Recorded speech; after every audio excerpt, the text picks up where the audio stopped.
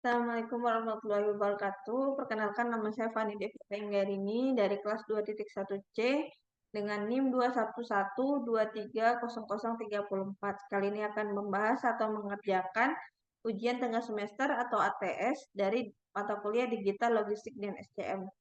Baik, kita masuk ke penjelasan materi.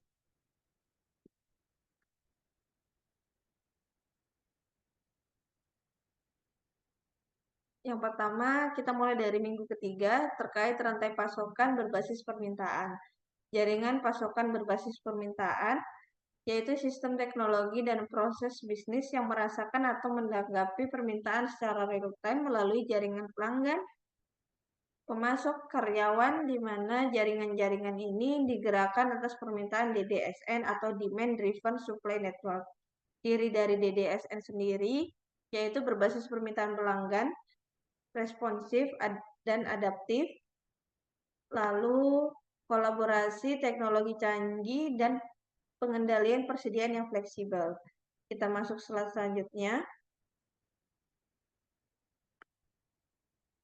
Terkait pengertian rantai pasokan berbasis permintaan, atau yang dapat dibahasakan dan dikenal sebagai demand-driven supply chain, merupakan pendekatan dalam manajemen rantai pasok sendiri yang mengutamakan kebutuhan dan permintaan dari pelanggan sebagai dasar utama dalam pengambilan keputusan di seluruh proses rantai pasok itu sendiri.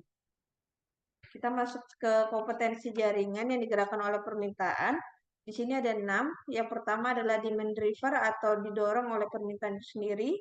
Yang kedua, fulfillment atau replacement flexibility atau yang dapat diartikan sebagai fleksibilitas pemenuhan atau pengisian ulang. Supply chain collaboration atau kolaborasi rantai pasokan. Yang keempat adalah layout optimization atau optimasi ramping. Yang kelima adalah adaptive channel management atau manajemen saluran adaptif. Dan yang terakhir yaitu demand atau supply visibility yang dapat diartikan sebagai visibilitas permintaan atau penawaran. Kita masuk ke slide manfaat.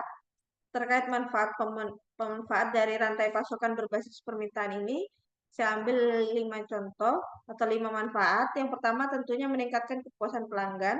Yang kedua ialah mengurangi biaya persediaan. Yang ketiga, peningkatan efisiensi operasional. Keempat, peningkatan ketahanan rantai pasokan. Dan yang terakhir yaitu respon pasar yang lebih baik. Kita masuk ke slide selanjutnya terkait penerapan tantangan dan pertimbangan.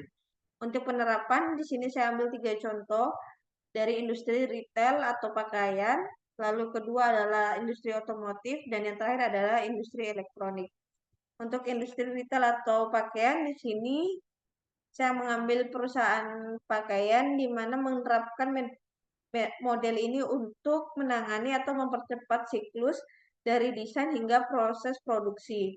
Dan untuk sistem otomotif atau industri otomotif, di sini saya ambil contoh adalah produsen mobil yang menggunakan atau menerapkan sistem ini just in time dan memenuhi kebutuhan.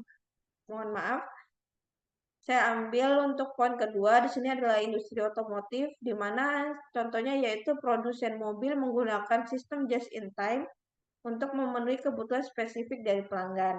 Nah, untuk contoh yang ketiga adalah industri elektronik. Salah satunya di sini saya ambil perusahaan smartphone, di mana perusahaan ini menerapkan atau menggunakan cara ini untuk memadukan antara data penjualan dan juga pre-order dari para pelanggan. Untuk tantangan dan pertimbangannya sendiri, yang poin pertama yaitu adalah integrasi teknologi. Poin kedua adalah manajemen perubahan. Poin ketiga yaitu menjaga kolaborasi rantai pasokan. Poin keempat adalah keamanan dan privasi data. Dan yang terakhir adalah skalabilitas. Baik, kita lanjut slide selanjutnya. Di sini kita masuk ke ciri dan rantai pasokan untuk berbasis permintaan. Untuk cirinya sendiri, saya ada 4. Yang pertama adalah berorientasi pada pelanggan. Yang kedua, fleksibel dan responsif. Yang ketiga adalah visibilitas yang tinggi. Yang keempat adalah meminimalisasi persediaan yang tidak diperlukan. Untuk manfaatnya sendiri, di sini juga saya ambil 5 poin. Yang pertama adalah kepuasan pelanggan yang tinggi, kedua adalah efisiensi biaya, ketiga peningkatan kolaborasi, keempat pengurangan risiko, dan yang terakhir adalah adaptif terhadap tren pasar.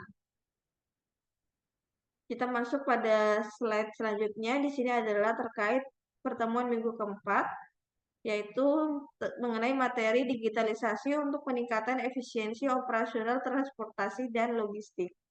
Untuk pengertiannya sendiri, merupakan proses transformasi operasional dalam sektor logistik dan transportasi dengan memanfaatkan teknologi digital untuk meningkatkan efisiensi, transparansi, dan juga pengalaman bagi para pelanggan. Untuk komponen utamanya di sini ada 4. Yang pertama adalah otomatisasi proses. Yang kedua adalah manajemen data real time. Yang ketiga adalah platform digital dan yang terakhir yaitu analisis data. Di mana kita masuk ke slide selanjutnya, di sini ada manfaat dari digitalisasi logistik dan transportasi. Yang pertama adalah efisiensi operasional, yaitu untuk mengurangi biaya dan waktu melalui otomatisasi dan optimasi rute. Contohnya itu menerapkan GPS pada kendaraan. Kemudian, yang kedua adalah transparansi dan pelacakan real time, memberikan informasi status pengiriman secara langsung kepada pelanggan. Dan yang ketiga, terkait pengurangan risiko, identifikasi dan mitigasi gangguan logistik lebih awal. Dan yang terakhir adalah skalabilitas, yaitu memungkinkan bisnis untuk menangani volume barang lebih besar dengan sistem digital. Kita masuk ke tantangan dan slide operasional. Untuk tantangannya sendiri, di sini adalah efisiensi operasional, keselamatan, dan keberlanjutan. Untuk perannya, saya ambil juga 3 poin, yaitu pemantauan kendaraan secara real time. Kedua adalah optimasi rute. Dan yang terakhir yaitu adalah penghematan biaya.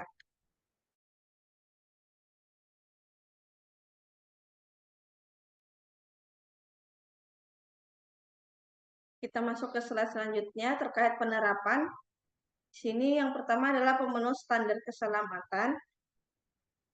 Contohnya jika dalam kendaraan itu adalah penerapan penggunaan CCTV pada kendaraan yang dapat mendeteksi apakah pengendara dalam keadaan sehat, mengantuk, dan lain sebagainya. Lalu yang kedua yaitu penerapan berkelanjutan. Di sini penerapan dari teknologi ini yaitu yang pertama juga digunakan untuk efisiensi energi, keberlanjutan pemantauan efisiensi energi, pengurangan emisi karbon, dan lain sebagainya. Untuk marketplace logistik sendiri digunakan untuk beberapa aplikasi seperti Delivery dan GoBox untuk memesan layanan pengiriman barang.